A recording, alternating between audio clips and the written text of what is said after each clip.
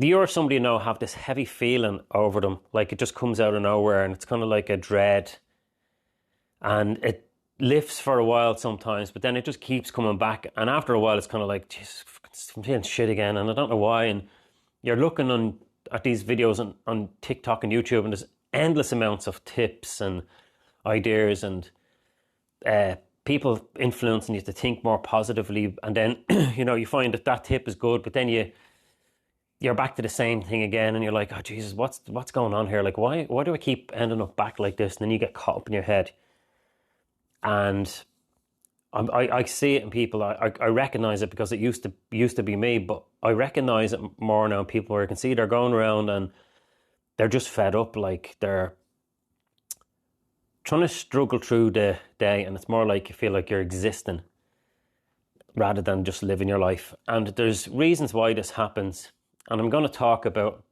the not so often talked about stuff that's behind all of this, beyond like just coaching and beyond therapy. And all of this stuff is good. Like, therapy is good. It's good to talk, and it does help people, and coaching is good because it's better to have those useful ideas and start applying them to your life than to not have them, or otherwise, like, you'll never be moving in the right direction. So I'm going to try and explain a little bit without going too much into technical details of what could be happening behind it all. Why does someone feel better, and then a moment later or a day later they end up back in this negative feeling again? And it might be your thinking, or it might be the feeling that comes up. It's like, is it the chicken before the egg, or the cart before the horse, or the horse before the cart? Which comes first? Is it your negative thinking, or is it the feeling that comes up, and then you start to think about how you're feeling? Now, I'm not going to talk about that too much because you've heard it 1,000 times and it still doesn't help. So I could educate you on tips on what to do and how to do it. But if you're the type of person that just keeps ending up like back in that low place again, it's happening a lot more to a lot more people now because there's so much information now that's coming in. It's hard to kind of think clearly. It's hard to get a day where you can just be at peace and just enjoy your day and not have to think about all the stuff you're supposed to be doing, the stuff that you didn't do, and the stuff that you did do, and then you're trying to think about how you're feeling, and then you try and add some sort of technique in to be more positive. It will wear you down. It's exhausting to try and do all of that. I'm going to go a little bit in on the reasons what causes this. I know what causes it, and it's a little bit deeper than just the logical stuff.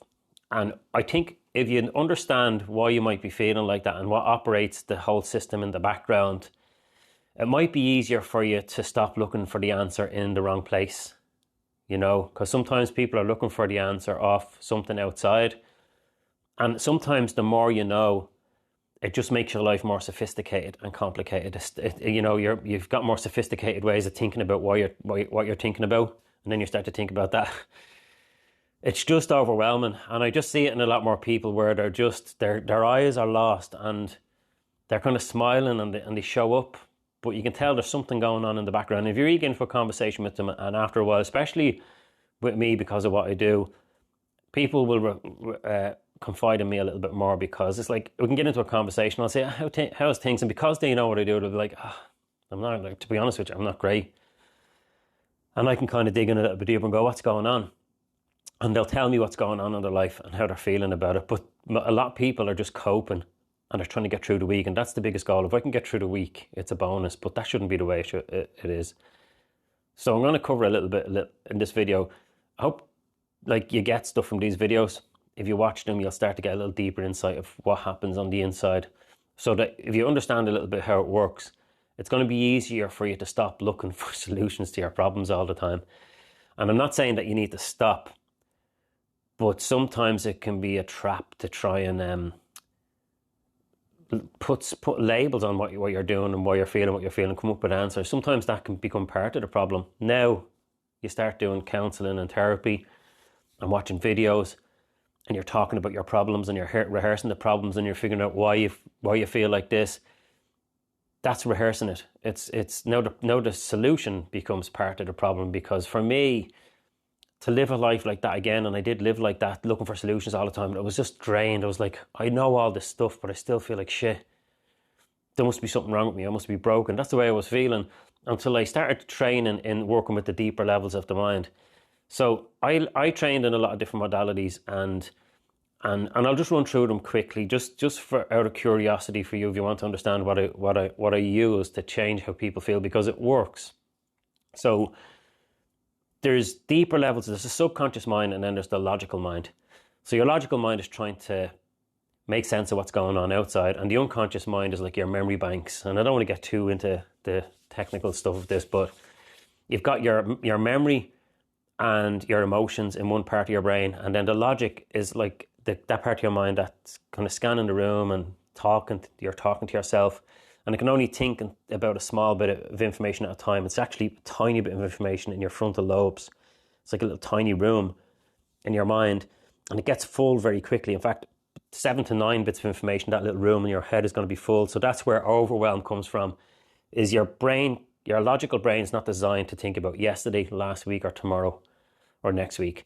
So that part of your brain gets overloaded, and it's not designed like that, because you're thinking about stuff all of the time.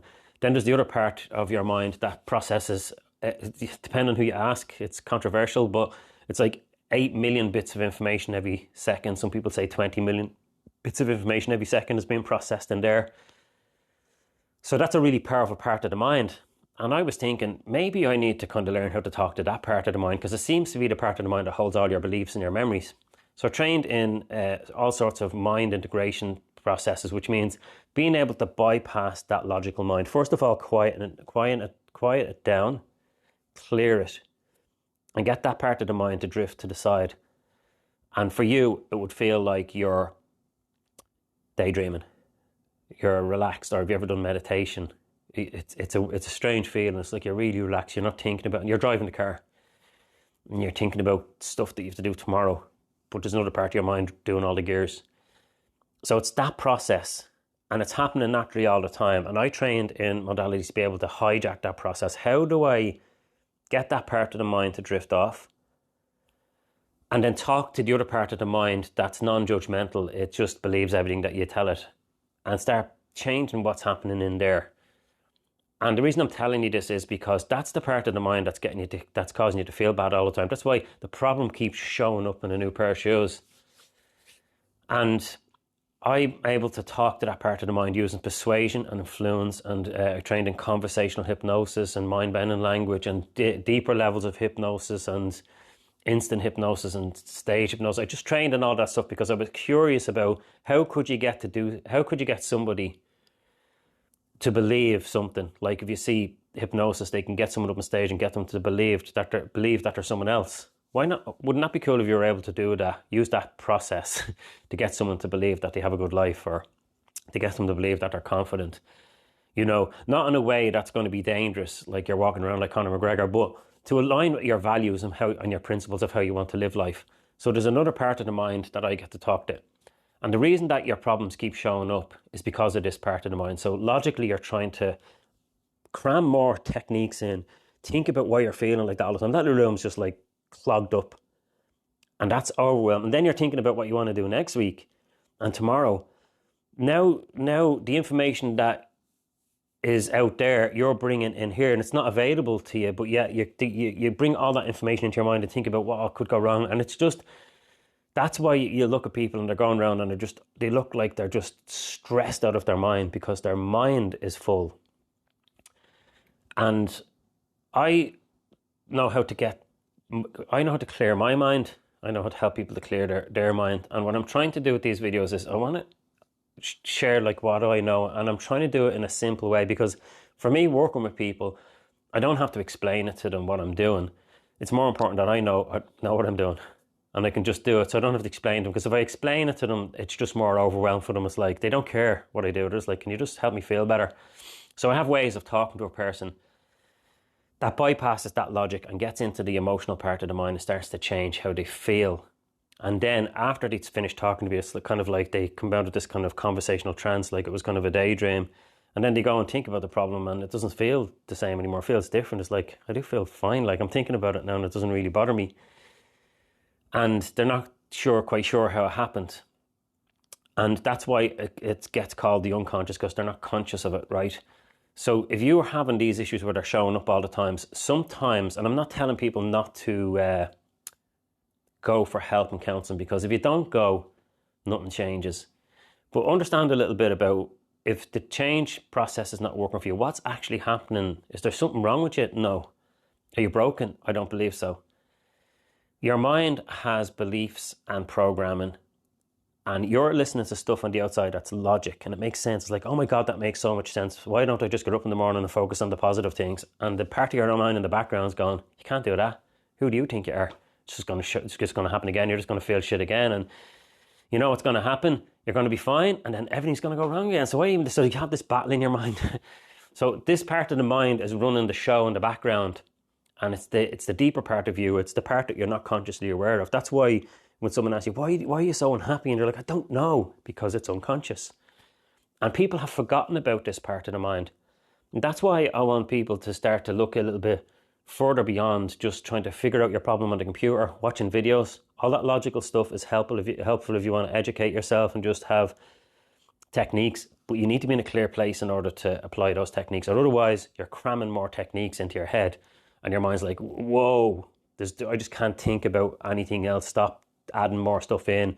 You're scrolling on Facebook, TikTok, like I'm here, you're scrolling, and all that's going in, and your mind's not getting a break, and it's clogged up and it's clear. And then you go to bed, and that information gets stored in your corpus callosum in the top of your brain, the part of the brain that separates, like that little line down the centre of your skull. The brain is in two pieces. You've got the left and right hemisphere. There's a part of that called the corpus callosum, and that gets full of information. Then when you go to bed, that information is distributed into the areas of your brain where it's required to store it for long-term information. So smells get put with the right things, like the pictures and the smells get put together. If you see flowers and you smelt them, then your mind puts the smell with the flowers and the picture, and that goes in, and then you remember what roses smells like. If you see a door and you open it up, that feeling of the door opening up gets stored. So everything that you do during the day is getting stored in your long-term memory. And then you wake up in the morning and your mind's clear, right? Now, years ago, that used to work really well, but because we're getting so much information, that corpus callosum is not designed to handle the amount of overwhelming information that you're watching on Facebook and TikTok and politics and all of this stuff that's going on. If you're not aware of what you're doing, this stuff can make you more stressed out, and then you go to bed and you start to, like, you're paranoid and you can't sleep and your mind's racing because you've just filled that part of your brain up with so much stuff. You wake up in the morning, it hasn't cleared, and you start stacking it again, scrolling, talking, thinking, looking around you. This is terrible. And you're in a bad mood now. Everything looks worse. And it's like, what's the point? Why am I even doing this? This is fucking shit. And it's just this self-sustaining. It's like a fire, and you're throwing fuel on it yourself, but you don't know that you're doing it. So there's nothing wrong if you just start to look at changing the unconscious process. And so if you keep doing what you're doing and learning something new, after a while your unconscious mind will be on board. So consistency is one way to change it. I'd recommend, if you look around, look on the internet for hypnotherapists, anybody that does hypnosis. That stuff is incredible, and they're trained to calm your mind down and bypass your logical mind and let it drift off, and then they talk to that other part of you, and they get new ideas into your mind. It's a very subtle process, and it's you're in control, you're not out of control. It's just people are already in a trance. They're going around in the anxious trance, the fear trance, the stress trance. So look for someone that works with the deeper levels of the mind if you're still having trouble and you're genuinely trying to make yourself feel better. I mean, everybody out there that's doing it is doing it for the right reasons, mostly, and they should help people to feel better. If you just went and done hypnosis and you got someone to bring you through the process of bringing you down deeper into a trance, even that in itself, your whole body lets go of all the tension and stress, and it gives you for the first time, you'll feel like, I'm okay. And that's what you need. You need to have that feeling in order to be able to attach to it and go, this is actually all right. Then when you're feeling really good in that process, if you think about your problems while you're feeling relaxed, then your mind's like, oh, I can think about my problems while I'm relaxed. That's weird. I've never had that before. And the mind kind of wires the two of them together. And then you come out of that hypnotic trance and you think about your problems, and it's like, yeah, I've never actually thought about my problems and felt calm. That's weird. That's weird. I'm actually thinking about them now, and I don't feel bad. look a little bit deeper. And people overlook that stuff for some reason. And it's probably the most amazing stuff that I've ever come across. So I trained in doing that with people. I don't need to use it as much as I used to because I can do it in a conversation like this. And I can bypass a person's logical mind through a conversation using persuasion techniques and influence techniques and conversational hypnosis. I can put someone into a trance. If you watch someone when I'm talking to them, they're glazed over. And I can start to talk to the part of their emotional mind that's causing the problem and get new ideas in there that weren't there before. And then their conscious mind comes back. They're still aware. They're not like asleep or anything. They're just absorbed in the conversation. And I just know that I how to go the right way to change how they're feeling about something instead of just going, oh, you should do this and you should do that and you should buy yourself a brand new hat and then you'll be grand. That stuff just makes people more stressed out. So I was always thinking, how can I just use my influence skills to bypass the logical mind and just talk to that emotional part of the mind, put new choices in there, and then when the person kind of goes and faces their reality, they've got more choices inside and less reasons to feel bad. The other way you can do this is if you have a belief or if you have a negative feeling that keeps showing up, if you do something, if you put yourself into a positive state, fake it till you make it, and you sustain that state and you fight it and you keep it there no matter what, if you sustain that with consistency, your unconscious mind will update the feeling. And eventually, if you walk into enough bullshit situations in your life and you hold that higher ground, and there's going to be a part of your mind going, yeah, but this is shit. And you're like, fuck off, I don't give a shit. And you just hold that higher ground for a while. It's not going to be easy to do that. Some people can do it. I can do it because I'm in a much better place. And some people are just going, you know what, I've nothing else. I got nothing else left. I'm just going to do it. I'm just going to walk around. I'm going to fake it. How is everything absolutely fucking great? And if you hold that, eventually your mind will start attaching that feeling to your life, and it will start attaching it to the old problems. Because now you're feeling good and you're feeling good while you're thinking about the problems. And your mind goes, oh, this is new. Because I'm telling you this now, your brain is not looking for the solution off somebody outside. It's not looking for it off a therapist. It's not looking for it off your friends, off the new car. What your problems are looking for, how your problems are going to change is, if your problems come up and you think about a problem from the past, if you're still feeling crap about it while you're talking to a therapist, the memory and the belief gets updated with the feeling. Just think about that for a minute. The memory comes up and you're still feeling shit, and the memory's checking in with how you're feeling. Not what the therapist is saying or what your friend's saying or what the YouTube video is saying. It's getting updated with how you're feeling. So if you're feeling lousy and you're crying, talking about your problem and being upset and frustrated, guess what the memory and the belief gets updated with? Stress, frustration, and crying. And it goes back in and you think about it later on and it's just like, it hasn't changed. I went and I talked about my problem. I got really upset and I felt great for a while, but still, it's still there. If you get somebody into a really good mood and have them laughing and then bring the memory up, the memory will check in with the nervous system to see what's new about this problem, and it will update off the feeling. The feeling will update it. And if you keep doing that, the memory gets ruined with this new positive feeling and it goes back in, and now they can't think about it the same way because it gets an update. But if you keep talking about your problems, thinking about your problems, and you're feeling fed up and you're watching YouTube videos and you're just like, oh, I'll try this thing, and you're watching a YouTube video and you're stressed out and you're trying the technique, and I know it sounds counterproductive because the technique's supposed to be there to help you to change how you feel. But sometimes if it doesn't work, you can start to throw it into the bucket with all the stuff that doesn't work. And you're like, no, I tried that, doesn't work. None of that shit works. These people are full of shit. See all these coaches online? They're full of shit. I tried all that, it doesn't work. Nothing works for me. And now you've got all that into a bucket. So now another video comes up and you're like, psh, doesn't work. So you see how it can happen?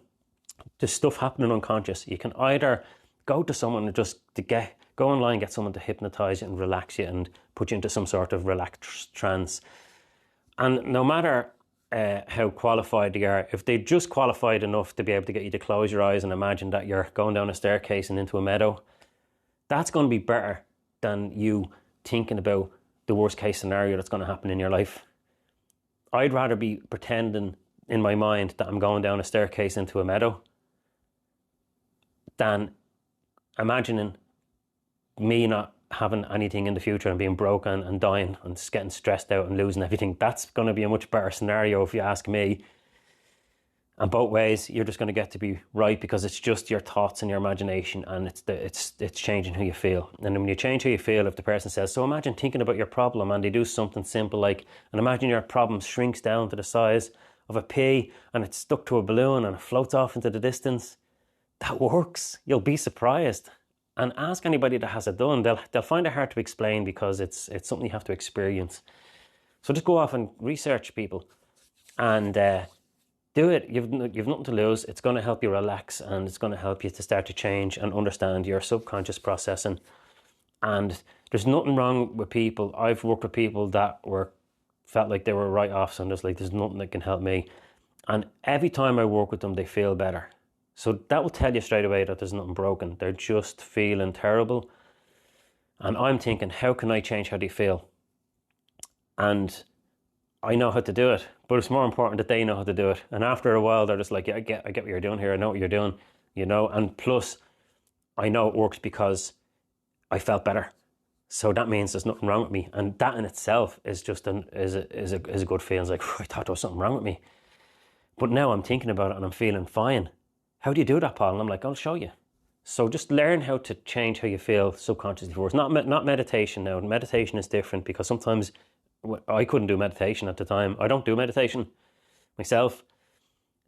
When I was doing meditation, my mind was racing. This is not working. It was making me more stressed because I was thinking, is this nearly over now? And then after I do it, I just go put it into the bucket. That doesn't work. Meditation doesn't work for me. I just feel like I don't need to do it anymore because I've got better things to do with my time. And I'm not stressed or overwhelmed because I know how to keep in that relaxed state. That's my baseline. Sometimes stress hits me on the outside, but I'm kind of like defaulting back into that relaxed state because I know where it is and I know how to get there on purpose myself. But first, I think you have to, if you're someone who's consistently finding that you're just day after day, you're just like, I'm fed up with this shit. There's so much stuff going on. And yes, there is stuff going on outside. I'll never deny that. No matter how much stuff's going on, it's what you hold up here that's going to stress you out. You can still have that stuff going on and just interact with it instead of relating to it. You can be like, oh, look, my life's shit. But while I'm waiting, I'm just going to get on with my life. And maybe I could just start doing some small things to fix it. And that's the state you need to be in to be able to resolve the stuff that's going on in your life, okay?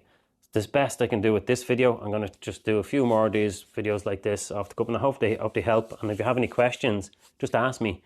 I know this one's a bit complicated. I know there's people out there that will just be like, okay, this video is not for me. I know there's people out there that will be going, this video sounds exactly like what I'm doing. This has been very helpful. And that's who this video's for. And if the next video works for the people who didn't like this video, it's all good. Either way is good, right? So thanks for watching. I hope you're still here watching this. It's 22 minutes, 23 minutes. And you'll see me in the next videos. Thanks very much. I'll talk to you later.